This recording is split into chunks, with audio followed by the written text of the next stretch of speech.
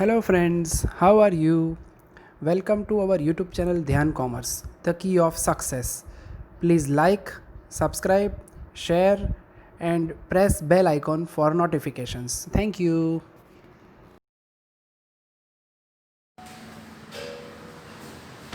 जय माता दी all dear student, welcome to online lecture of Dhyan commerce amalgamation of account. अब हम इंपॉर्टेंट पड़ाव पे पहुंच चुके हैं। आज मैं आपको एक एक्स्ट्रा सम प्रैक्टिस करवा रहा हूं। गुजरात यूनिवर्सिटी 2014 का सम है। अब तक जो लेक्चर में आपको प्रॉब्लम हो रही थी, नई बुक पुरानी बुक, आज मैंने जो लेक्चर कंटिन्यू किया है उसमें नई बुक में एग्जांपल नंबर 21 गुजरात यूनिवर्सिटी 2014 का सम है नुपुर धवल एंड नवल लिमिटेड। यानी कि आपको सम नंबर 21 नई बुक में मिलेगा, जिसके साथ होमवर्क में आप एग्जांपल नंबर 23 करोगे अनु पीनू। ओल्ड बुक में अगर आप ये नंबर ढूंढोगे तो ओल्ड में लेटेस्ट 2 होगा। लेटेस्ट 2 ये वाला सम आपको मिल जाएगा। ओल्ड बुक जिसके पास है उसके लिए एग्जांपल नंबर लेटेस्ट 2, नई बुक है उसके लिए एग्जांपल नंबर 21।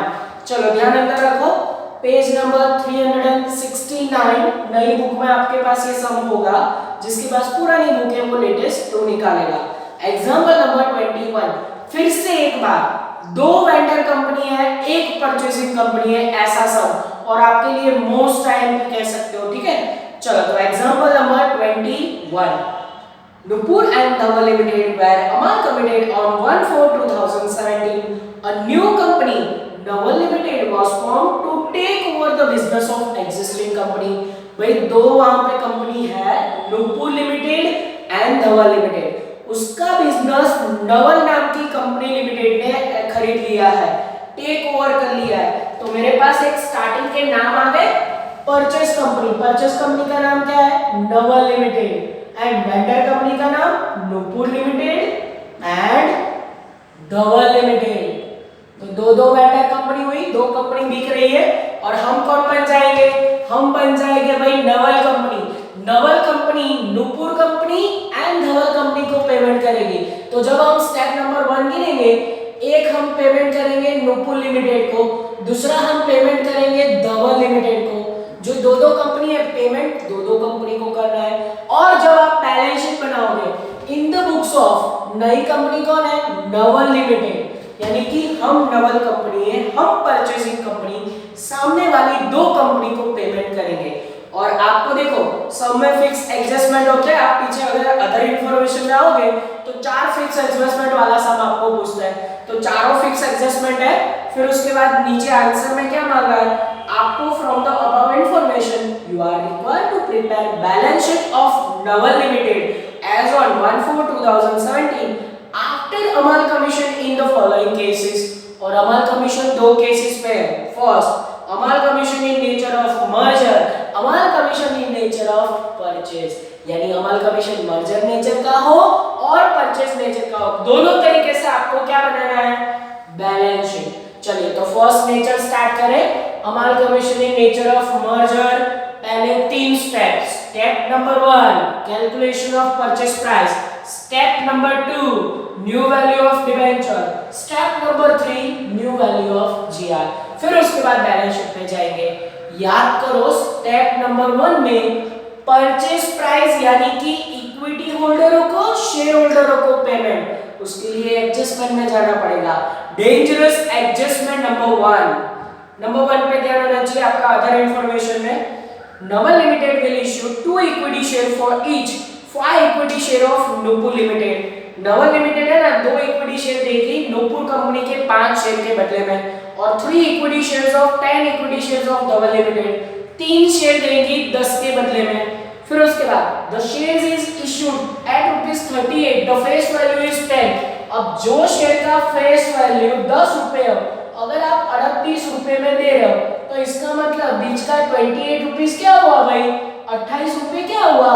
वो हुआ आपका प्रीमियम। 10 रुपए का शेयर अगर 38 में दोगे, 28 प्रीमियम है। तो चलो फर्स्ट इक्विटी शेयर होल्डरों को पेमेंट की बात करें। सबसे पहले हम बात कर लेते हैं नुपुर लिमिटेड के इक्विटी शेयर होल्डरों की, और उसमें उन्होंने एक रेशियो क्या दिया है? 5 शेयर के बदले में कितने शेयर देंगी? दे विल इश्यू 2 शेयर्स, तो ये ऐसा पद हो सकता है 5 के बदले में 2। तो मुझे नंबर ऑफ शेयर चाहिए होंगे। चेक करो बैलेंस शीट में इक्विटी शेयर कैपिटल एंड उसको पर शेयर से डिवाइड करो। मुझे देखिए नुपुर कंपनी की इक्विटी शेयर कैपिटल 34 लाख और एक शेयर का प्राइस कितना है, आई थिंक 10 रुपए है, ठीक है। 10 से जैसे डिवाइड करोगे 3,40,000 वैल्यू आएगा नंबर ऑफ शेयर का। तो ऐसा पद हो सकता है कि 5 पे 2 तो 340 पे हाउ मच, यानी 5 के सामने 2 शेयर दिए तो 340 पे हाउ मच। जैसे आप 340 पे हाउ मच करोगे आपके पास आंसर आएगा 1,36,000। कितना आंसर आएगा, 1,36,000। अब यहां से क्या करो, 10 रुपए उसका फेस वैल्यू है, ये लिखा 10 रुपीज। साथ में आपको पता है कि उन्होंने प्रीमियम इश्यू किया तो सिक्योरिटी प्रीमियम लेना पड़ेगा। सेम ये 1,36,000 शेयर्स पे प्रीमियम की अमाउंट 28 आएगी। यहाँ पे अगर मल्टीप्लाई करें तो आंसर 13 लाख, आई थिंक एक जीरो बढ़ा देना है, यानी कि 1,36,000 आंसर आएगा। और नीचे कितना आंसर आएगा, यस यहाँ पे 13,60,000 आंसर आएगा। और नीचे आंसर कितना आएगा, मल्टीप्लाई करना पड़ेगा मेरे को, और नीचे आंसर आप देखने जाओगे तो आई थिंक 38 लाख समथिंग आ रहा है। हम चेक कर लेते हैं, 1,36,000 मल्टीप्लाई बाय 28 दैट इज 38,08,000। देखो कितना मेहनत करना पड़ रहा है। सिंपल अगर आपको दे दिया होता तो इतना मेहनत होता नहीं। चलो सेम अगर हम equity share capital of Dhawal limited की बात करें तो वहां पे कितना रेशियो है, उन्होंने ऐसा बताया पीछे पैराग्राफ में कि they will issue 3 equity share of 10 equity share, यानी 10 के बदले में 3 देगी। ऐसा रेशियो हो सकता है, 10 के बदले में कितने शेयर देंगी, 3 शेयर। तो अब धवल लिमिटेड के नंबर ऑफ शेयर देखो तो 29 लाख को 10 से डिवाइड करो, यानी 2,90,000 आएगा यहाँ पे। अब जैसे 290 पे कितना ऐसा करोगे, 10 पे 3 तो 290 पे हाउ मच। अब उसके लिए मेरा ध्यान जा रहा है यहाँ पे 87 आंसर आएगा, ठीक है। और 87 को पहले 10 से मल्टीप्लाई करोगे, फिर प्रीमियम लेना पड़ेगा अलग से। सेम 87,000 शेयर पे प्रीमियम कितना लो, 28। तो ये देखो 10 प्लस 28, 10 प्लस 28 ऐसे पेमेंट करना है। चलो उसके यहाँ पे पेमेंट कंसिडर करें 87,000, पीछे एक जीरो लग जाएगा, यानी 8,70,000। इसको मल्टीप्लाई करेंगे तो आंसर आएगा 24,36,000। मेरे पास जो आंसर है उसमें मैं वेरीफाई कर लूं, यस वो आंसर हमारे पास आ जाएगा। फिर उसके बाद हमें एक और पेमेंट लेना है, दैट इज प्रेफरेंस शेयर। चलो प्रेफरेंस शेयर के लिए आपका ध्यान एडजस्टमेंट नंबर 2 पे होना चाहिए। सेकंड एडजस्टमेंट चेक करो। सेकंड एडजस्टमेंट उन्होंने क्या बताया, preference share holder of 2 company are issued equivalent number of preference 14% shares of Nava Limited, price of 130 per share, face value of 100। ये नहीं होना चाहिए था। उन्होंने फिर से एक बार ऐसा बताया कि जो 100 रुपीज फेस वैल्यू का प्रेफरेंस शेयर है उसको 130 में दिए, यानी अगेन 30 रुपए क्या हुआ, प्रीमियम, ठीक है। फिर से प्रीमियम के साथ आया। चलो अब तो हमारा काम एकदम आसान है, equivalent number of preference share. तो पुराने प्रेफरेंस शेयर की वैल्यू चेक करो तो बैलेंस शीट में मुझे 12,80,000 दिखी और उसको 100 से डिवाइड करोगे, आई थिंक वैल्यू आएगा 12,800, ठीक है, 12,800। और उसको उन्होंने पहले यही बताया कि 100 रुपए फेस वैल्यू से दिया है, तो सिक्योरिटी प्रीमियम की अमाउंट कितनी होगी, 12,800 मल्टीप्लाई बाय 30 ऐसा होगा, यानी कि यहाँ पे 12,80,000 ये आंसर आएगा। और यहाँ पे मैं वो काम कर देता हूँ आपके लिए, 12,800 मल्टीप्लाई बाय 30। क्लास में होते तो ये टोटल आप मुझे फटाफट लिखवा दे, यहाँ पे मेरा काम थोड़ा बढ़ जाता है। चलो अब नवल कंपनी के प्रेफरेंस शेयर के लिए फिर से आपको बैलेंस शीट में जाना है। बैलेंस शीट में उसके शेयर्स है 7 लाख, उसको 100 से डिवाइड करो, यानी 7,000 आएगा। और उसको फिर से मल्टीप्लाई करना है 100 से, यानी वैल्यू तो बाहर 7 लाख ही आएगी। पर अब प्रीमियम के लिए सिक्योरिटी प्रीमियम सेम 7,000 शेयर पे अब प्रीमियम कितना लोगे, 30 रुपीज। 100 प्लस 30, 100 प्लस 30 हो गए 130, हो रहे 130। चलो इसको मल्टीप्लाई करते हैं, 7 तरीक 21, यानी कि 21, आई थिंक 2,20,000, ठीक है। ये हमारे पास आंसर आया इतना मेहनत करके परचेज प्राइस। और दोनों का परचेज प्राइस में फर्स्ट का आएगा 68,32,000, यहाँ पे आंसर 68,32,000। एंड सेकंड में आंसर आएगा हमारे पास, जो मेरे पास ऑलरेडी गिना हुआ है 42,16, ठीक है। फिर उसके बाद ये हमें क्या मिला, देखो अभी स्टेप नंबर 1 कंप्लीट नहीं हुआ है, ये हमें मिला परचेज प्राइस। अब इसमें से क्या करना है, लेस करना है ओल्ड कैपिटल। ओल्ड कैपिटल यानी हमारे पास ये कंपनी की जो कैपिटल आ रही है उसको माइनस करेंगे। चलो हमारे पास ये दोनों कंपनी की कौन सी कैपिटल आएगी, equity and preference, equity and preference. और जो डिफरेंस आएगा वो कहां ट्रांसफर होगा, transfer to GR, transfer to GR, ठीक है। चलो उसके लिए मुझे ओल्ड कैपिटल लेनी पड़ेगी, तो ओल्ड कैपिटल के लिए आप बैलेंस शीट में जाओ। बैलेंस शीट में मुझे सबसे पहले नुपुर एंड धवल कंपनी की इक्विटी शेयर कैपिटल दिखी 34 लाख एंड 29 लाख। फिर प्रेफरेंस शेयर कैपिटल भी वहीं पे है 12,80,000 एंड दूसरी कंपनी का 7 लाख, और इसका सीधा टोटल हो जाएगा आई थिंक 36 लाख। जैसे इसमें से ये माइनस करोगे यहाँ पे वैल्यू आएगा, इसका वैल्यू मैं चेक कर लेता हूँ, इसका वैल्यू आएगा 46,80,000 और इसमें से ये माइनस करो, ट्रांसफर टू जीआर का वैल्यू आएगा फर्स्ट में 21,52,000 एंड सेकंड में आएगा, ये राउंड कर देते हैं 6,16,000, ठीक है। चलो ये हमारा first step, dangerous first step complete हुआ। अभी एडजस्टमेंट नंबर 3 पे आओ। Step number 2, new value of debenture. और 100% ये पॉइंट आपको एक ही जैसा हर बार पूछता है। चलो पॉइंट नंबर, एडजस्टमेंट नंबर 3 पे आओ।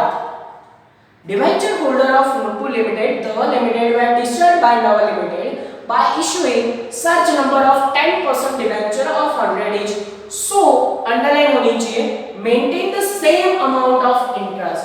भाई जो हम नवल कंपनी है ना, ये नुपुर एंड धवल कंपनी के डिबेंचर होल्डरों को 10% पे पेमेंट करेंगे, इंटरेस्ट की वैल्यू बदलनी चाहिए नहीं, यानी कि सेम अमाउंट ऑफ इंटरेस्ट उनको मिलना चाहिए। तो चलो बारी बारी दोनों कंपनी का काम करें। सबसे पहले मैं नुपुर कंपनी का काम करता हूँ, एनयू लिमिटेड लिखूंगा और उसके पहले तो मुझे ओल्ड इंटरेस्ट लेना पड़ेगा। उनका पुराना इंटरेस्ट कितना वो लोग पे कर रहे थे, तो देखो ऊपर डिबेंचर है 2 लाख के, उस पे ऊपर वो लोग 12% के हिसाब से पेमेंट कर रहे थे। यहाँ पे लिखने में थोड़ा गड़बड़ हो गया, 2 लाख मल्टीप्लाई बाय 12% और ये 10% के हिसाब से वो लोग पेमेंट कर रहे थे। जैसे आप 12% से मल्टीप्लाई करोगे आपके पास आंसर आएगा 24,000। कितना आंसर आएगा 24,000। ये लोग ओल्ड इंटरेस्ट इतना दे रहे थे।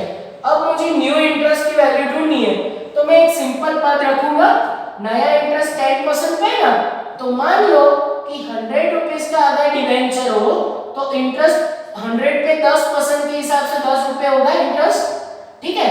मतलब कि 10 रुपए इंटरेस्ट हो तो डिबेंचर की वैल्यू कितनी 100, तो इंटरेस्ट 24,000 पे हाउ मच। जैसे आप हाउ मच करोगे आपको नया डिबेंचर का वैल्यू मिल जाएगा, आई थिंक वो वैल्यू आएगा 2,40,000, ठीक है।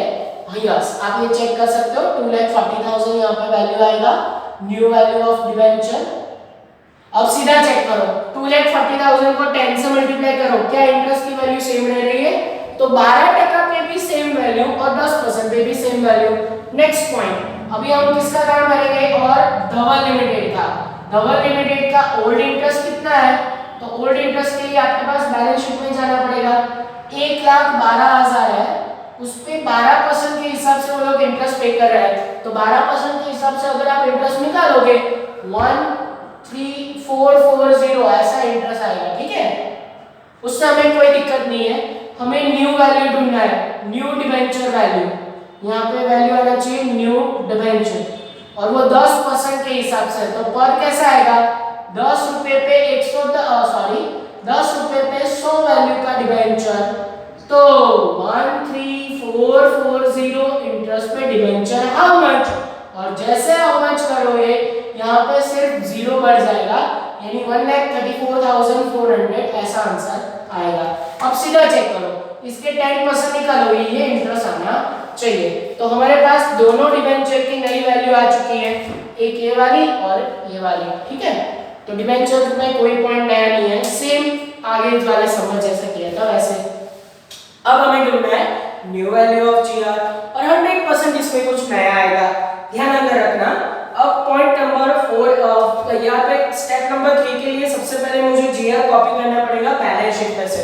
चलो बैलेंस शीट में से बैलेंस बताओ। तो सबसे पहले नुपुर एनयू लिख रहा हूँ, धवल के लिए डीएच लिख रहा हूँ। चलो जीआर दिख रहा है आपको कहीं ना कहीं? हाँ मुझे दिखा 14,60,000 एंड साथ ही साथ 9,60,000, राइट। इन दोनों को प्लस करेंगे तो हमारे पास एक जीआर की वैल्यू आएगी जो कि आएगा 24,20,000।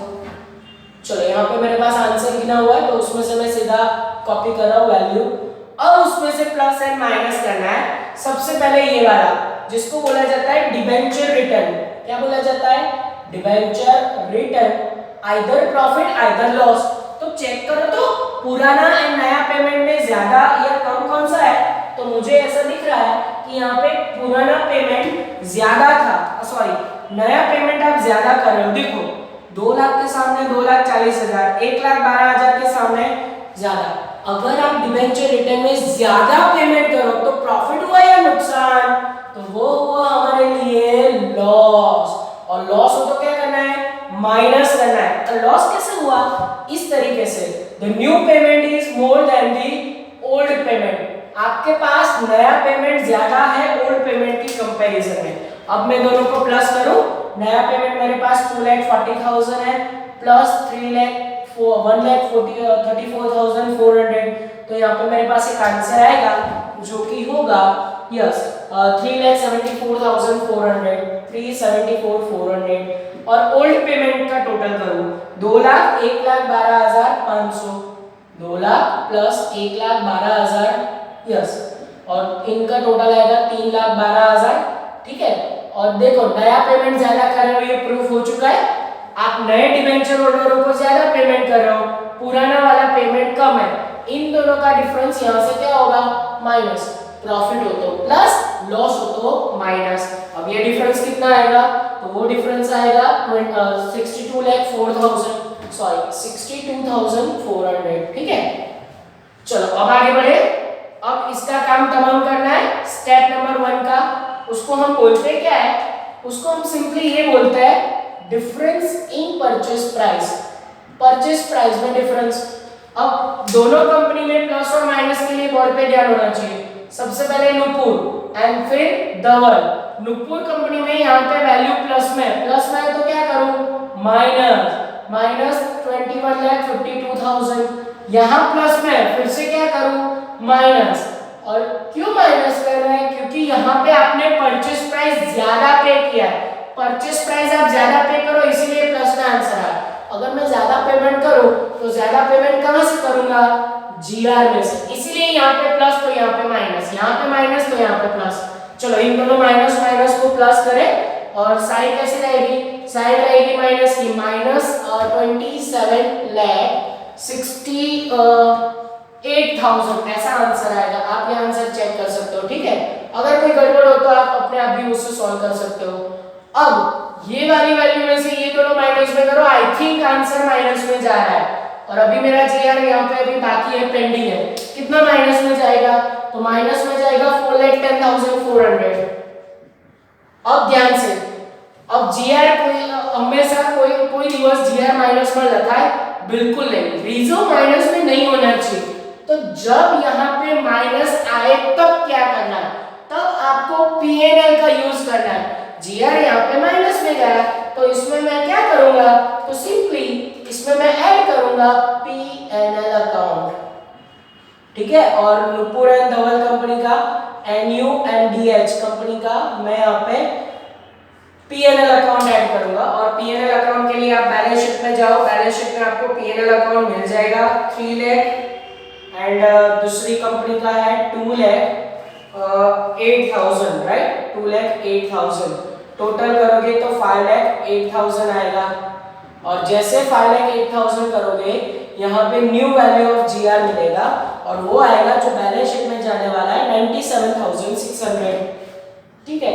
और ये कहाँ जाएगा, ये नया जीआर ही बताओगे इसको, GR plus PNL, GR plus PNL, और ये कहाँ जाएगा, बैलेंस शीट में, ठीक है, 97,600।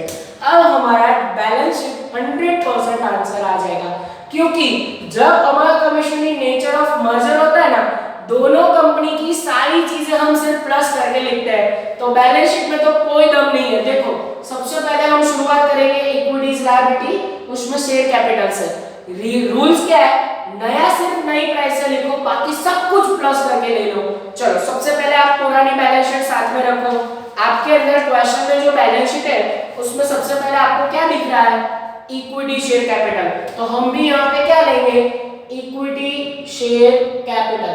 चलो इक्विटी शेयर कैपिटल के लिए सबसे पहले नुपुर एंड फिर धवल कंपनी की, नुपुर एंड धवल कंपनी की इक्विटी शेयर कैपिटल आपको यहाँ दिख रही है, हाँ है, कितना है 13,60,000, एंड दूसरी धवल कंपनी का है 8,07,000, दोनों को प्लस करेंगे। देन उसके बाद मेरी बारी आ रही है प्रेफरेंस शेयर की, प्लस हम बाद में करेंगे Nupur and Dhawal. Preference share capital check करो तो यहाँ पे 12,80,000 है, थोड़ी जगह में प्रॉब्लम है तो मैं एडजस्ट कर रहा हूँ, और दूसरा 7 लाख है। तो इस तरीके से हमें दोनों की प्रेफरेंस शेयर कैपिटल और इक्विटी शेयर कैपिटल मिल गई। कहां से लिया, बैलेंस शीट में से नहीं, स्टेप नंबर 1 में से हमने ये पेमेंट रिसीव किया।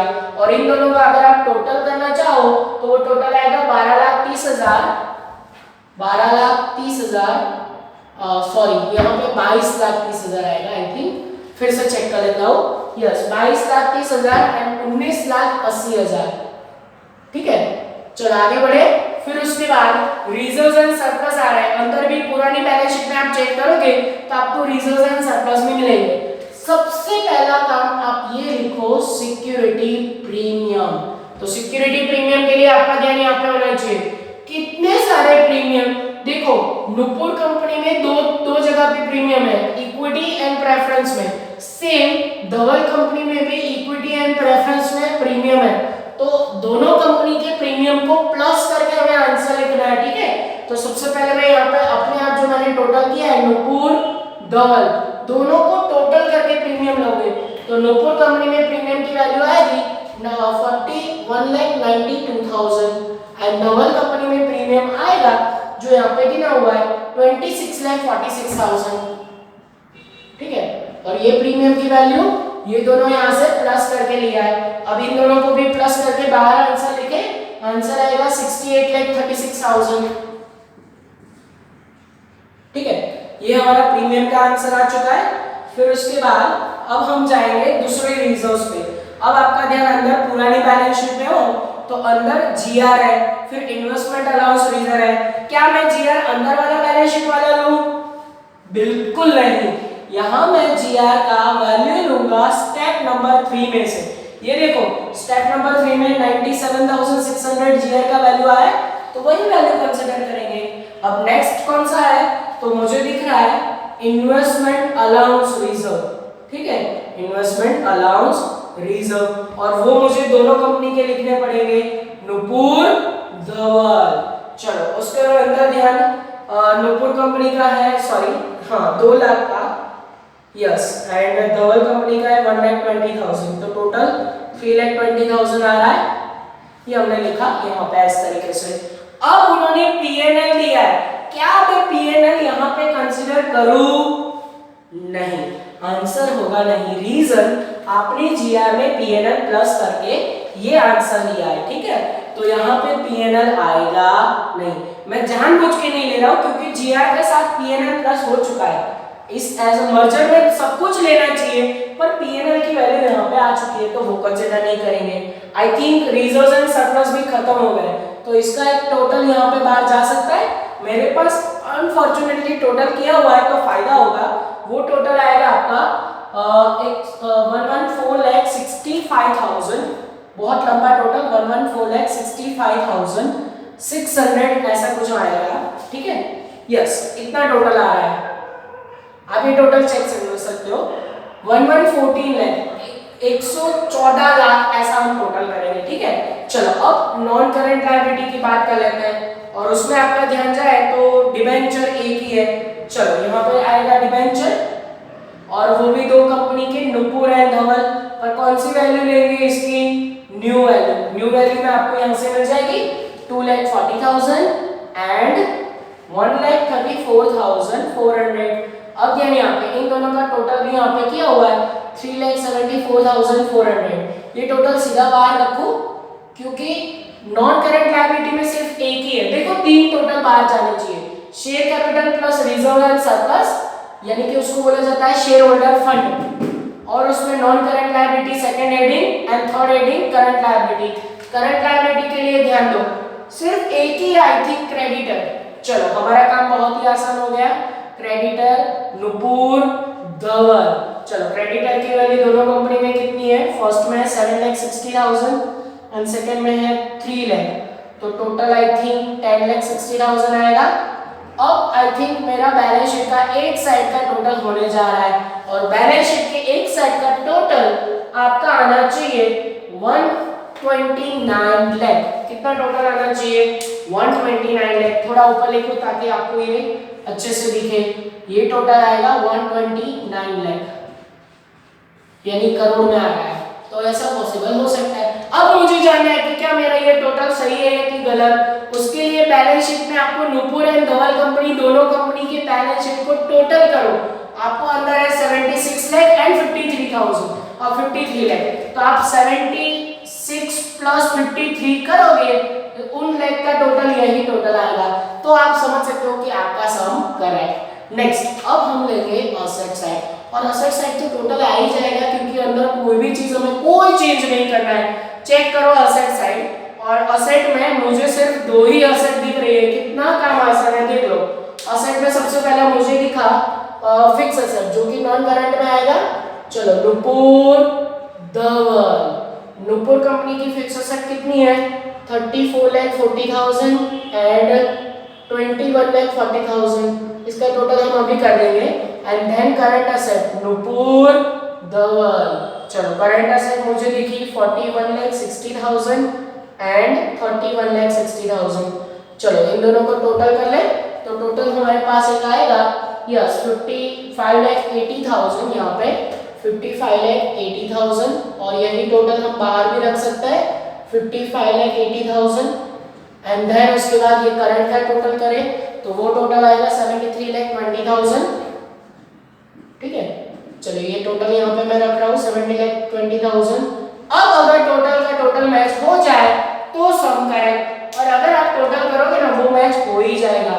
अगर आपने कोई गलती आगे स्टेप्स में नहीं किया है तो ये बैलेंस शीट के दोनों साइड का टोटल इक्वल हो ही जाएगा, कोई गलती नहीं हो सकती। अब आप ये सब में मास्टर होने चाहिए।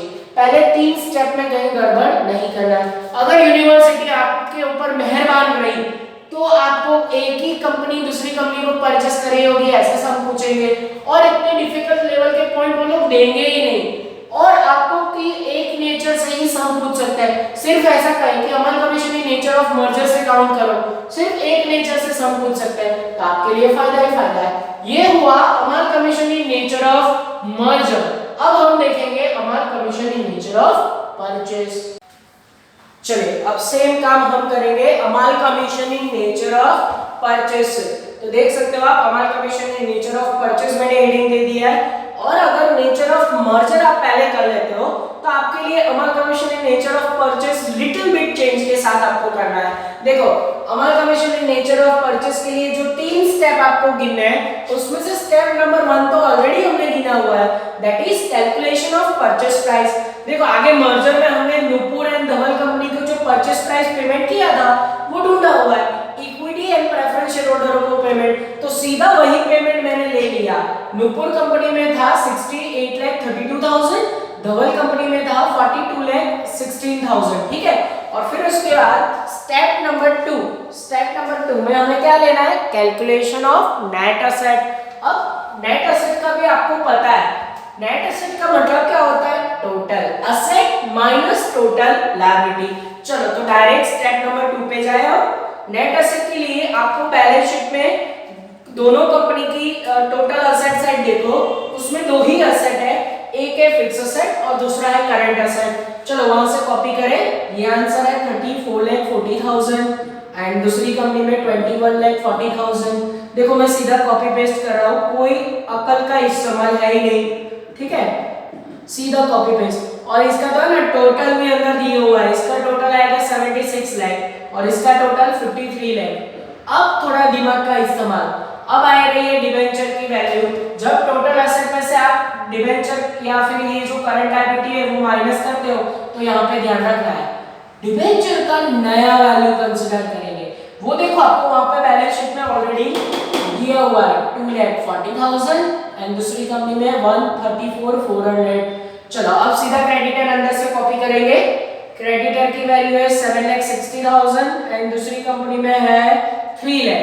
चलो ए में से बी को माइनस करो। अच्छा रूल्स आपको याद करवा देता हूँ, नेट एसेट में फिक्टिशियस एसेट लेना नहीं है, और अगर आप लायबिलिटी कंसीडर कर रहे हो तो सीधा दिमाग का इस्तेमाल करो, नॉन करंट एंड करंट लेना है, owners capital reserves and surplus लेना नहीं है। चलो इसमें से ये वाला माइनस करो, हमारा नेट एसेट का आंसर रेडी हो रहा है और नेट एसेट उसमें आएगी 66 लाख, यहाँ पे 66 लाख आएगी, आप चेक कर सकते हो।